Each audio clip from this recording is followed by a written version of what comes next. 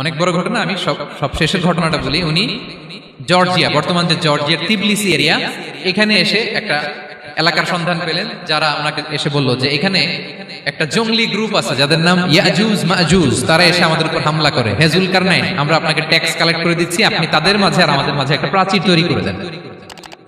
আপনারা ইয়াজুজ মাজুজের নাম শুনেছেন না? ইংরেজিতে বলে গগ ম্যাগগ। নূহ আলাইহিস সালামের 4 সন্তান ছিল, হাম, সাম, ইয়াফাস, কানাআন। এই ইয়াফাসের বংশধর হচ্ছে ইয়াজুজ মাজুজ, জঙ্গলি। হাজার হাজার শুধু বংশ বিস্তার করে।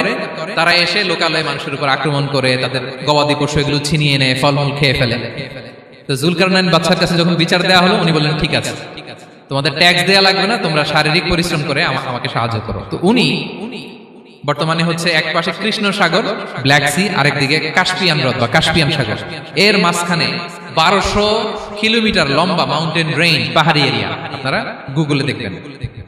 এইখানে 2 পাহাড়ের মাঝখানে ফাঁকা জায়গায় তিনি বড় বড় লোহার পাত প্রথিত করলেন, গেড়ে দিলেন। এরপরে তামা, সীসা গালিয়ে বিশাল একটা ওয়াল তৈরি করলেন। এটা যুলকারনাইন উনার বানানো ওয়াল বা ড্যাম, প্রাচীর। এখন আর ইয়াজুজ মাজুজ আসতে পারে না। ওরা আর আসতে পারে না। ওরা প্রতিদিন এটা ভাঙার চেষ্টা করে, কিন্তু ভাঙতে ভাঙতে আরেকটু ভাঙলেই ভেঙে যাবে। ওরা বলে আগামীকাল ভেঙে ফেলবে, ইনশাল্লাহ বলতে ভুলে যায়। এজন্য এরপরের দিন এসে দেখে আবার এটা আগের মতো হয়ে আসছে। কিয়ামতের আগ দিয়ে ওদের মধ্যে এই ইনশাআল্লাহর প্রেরণা আসবে। তাদের একজন বলে উঠবে, আগামীকাল ইনশাআল্লাহ আমরা এটা ভেঙে খান খান করে দেব, ঠিকই ভেঙে ফেলবে।